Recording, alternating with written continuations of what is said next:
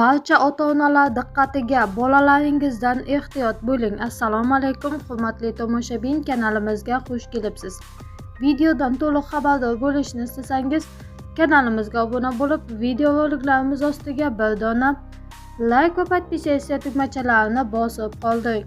Qashqadaryo viloyati G'uzor tumanidagi 4-davlat maktabgacha ta'lim tashkilotida katta guruh tarbiyalanuvchisi bo'lgan 6 yoshli bolaning ustidan bog'cha tarbiyachisi be'tiborligi oqibatida qaynoq suv to'kilib yuborgan.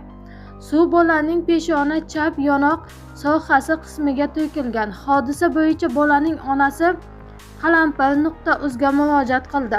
Qayd etilishicha, joriy yil 6-fevral kuni soat 12:00 atrofida tarbiyalanuvchilarning tashqaridan ichkariga tushlik vaqtiga sarf bilan olib kirilayotganda tarbiyalanuvchi Nemening tarbiyachisi Sheyu to'qnashuv oqibatida qaynagan suv bolaning ustiga to'kilgan.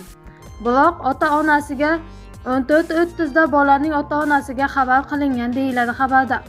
Eng so'nggi yangiliklardan birinchilardan bo'lib xabardor bo'lishni istasangiz, kanalimizga obuna bo'lib, video roliklarimiz ostiga bir dona like va podpisatsiya tugmachalarini bosib qoldiring.